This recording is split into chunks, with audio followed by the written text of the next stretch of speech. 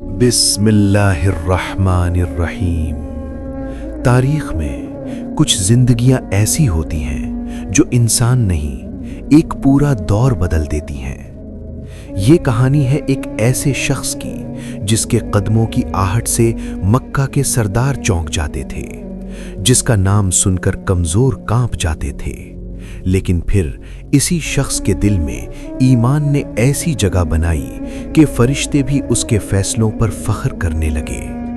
یہ کہانی ہے حضرت عمر بن خطاب رضی اللہ عنہ کی۔ اسلام سے پہلے کا مکہ، بتوں سے بھرا ہوا کعبہ، طاقتور کمزور کو روندتا ہوا، بیٹیوں کو زندہ دفن کیا جاتا، غلاموں پر کوڑے برسائے جاتے، اور انہی گلیوں میں قریش کا غرور چلتا تھا۔ ہر قبیلہ اپنی تلوار پر ناز کرتا تھا، اور ان سب میں ایک نام تھا جسے طاقت، بہادری اور سختی کی علامت سمجھا جاتا تھا: عمر بن خطاب۔ حضرت عمر بنو عدی قبیلے سے تھے۔ قد مضبوط، آنکھوں میں روب، چہرے پر سختی، عرب کے بہترین پہلوانوں میں شمار، گھڑ سواری، تلوار بازی میں ماہر۔ قریش انہیں اپنا نمائندہ بناتے تھے جب کوئی مشکل فیصلہ کرنا ہو، لیکن یہ سختی اسلام کے خلاف استعمال ہو رہی تھی۔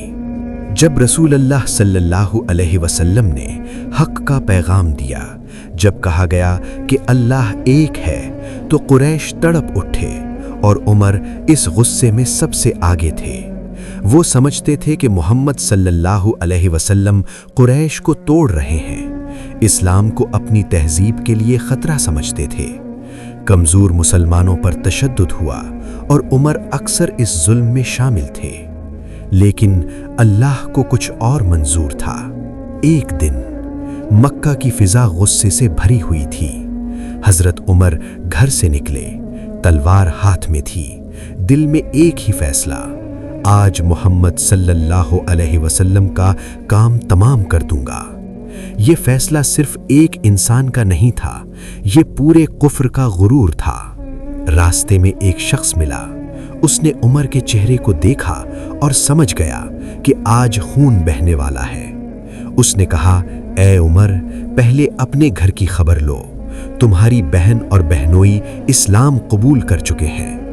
یہ سننا تھا کہ عمر کا غصہ آگ بن گیا، رخ بدل لیا، قدم سیدھے بہن کے گھر کی طرف۔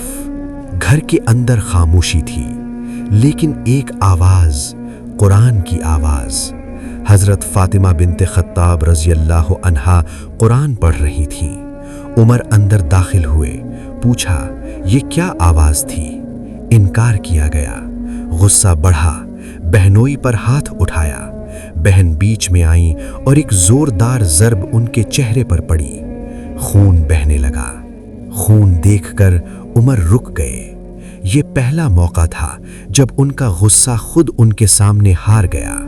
آواز بدل گئی، کہا: جو پڑھ رہے تھے وہ مجھے دو۔ بہن نے کہا: تم ناپاک ہو، پہلے غسل کرو۔ غسل کے بعد وہ کاغذ ہاتھ میں آیا۔ الفاظ تھے: طٰہٰ ما انزلنا علیک القرآن لتشقیٰ۔ یہ الفاظ کاغذ سے نہیں، سیدھے دل پر اترے۔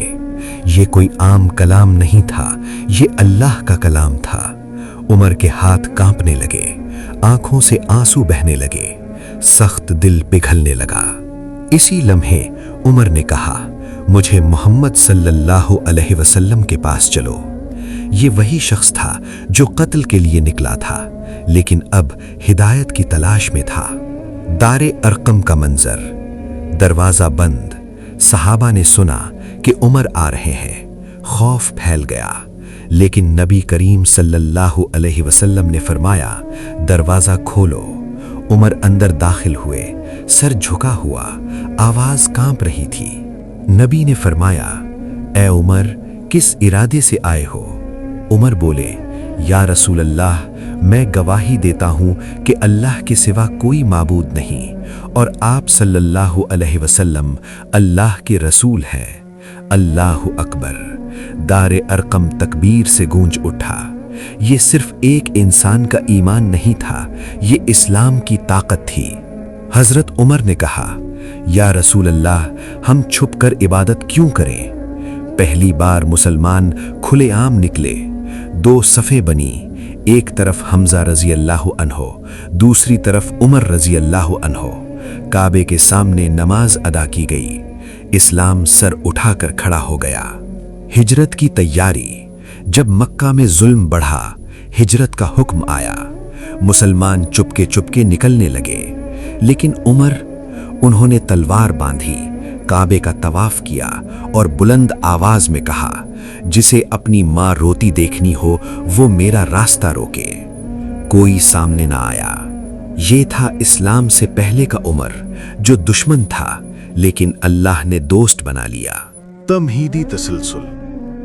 ये वो उमर था जो कभी इस्लाम का दुश्मन था, लेकिन अब इस्लाम का सबसे मजबूत किला बन चुका था। रसूल अकरम सल्लल्लाहु अलैहि वसल्लम की कुर्बत, वही के मुताबिक फैसले और ऐसा ईमान कि आसमान भी गवाही दे। मगर अभी उमर की असल पहचान दुनिया के सामने आना बाकी थी। रसूल सल्लल्लाहु अलैहि वसल्लम के बाद जब रसूल अल्लाह सल्लल्लाहु अलैहि वसल्लम का वसाल हुआ, मदीना लरज़ गया। लोग सकते में थे और उमर तलवार निकाल कर कह रहे थे, जो कहे मोहम्मद सल्लल्लाहु अलैहि वसल्लम फौत हो गए, मैं उसकी गर्दन उड़ा दूंगा। ये गुस्सा नहीं था, ये मोहब्बत का सदमा था। फिर हजरत अबू बकर आए, कुरान की आयत पढ़ी। उमर की टांगें कांप गईं, जमीन पर बैठ गए। हक मान लिया।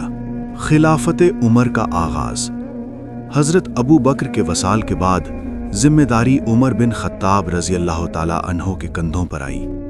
लोग डरे हुए थे, कहते थे उमर तो बहुत सख्त हैं। लेकिन उमर मिंबर पर खड़े हुए, आंखों में आंसू, कहा, लोगो, मैं तुम पर सख्त नहीं जब तक तुम हक पर हो। खिलाफत का खौफ। उमर रातों को जागते, कहते, अगर फरात के किनारे एक कुत्ता भी भूखा मर गया तो उमर जवाब देगा। ये अल्फाज नहीं थे, ये हुकूमत का तसव्वुर था। रातों का गश्त। रात का अंधेरा, मदीना खामोश। उमर कंधे पर चादर डाले गलियों में घूम रहे हैं। एक झोंपड़ी से आवाज आई बच्चों के रोने की। उमर रुके। एक औरत खाली हांडी चूल्हे पर रखे बैठी थी। कहा, ये बच्चों को बहलाने के लिए है। उमर खामोश हो गए। आटा उठाने वाला खलीफा। उमर बैतुल माल गए, आटा उठाया, खुद कंधे पर रखा। साथी ने कहा, मैं उठा लेता हूं। उमर बोले, क़यामत के दिन मेरा बोझ भी तुम उठाओगे। आटा खुद ले गए, बच्चों को खाना दिया। जब बच्चे हंसे तो उमर भी मुस्कुराए। कहा, अब उमर मुतमईन है। अदले उमर। बादशाह या आम आदमी। एक यहूदी मुसलमान के खिलाफ मुकदमा ले आया। काजी ने कहा, उमर खड़े हों।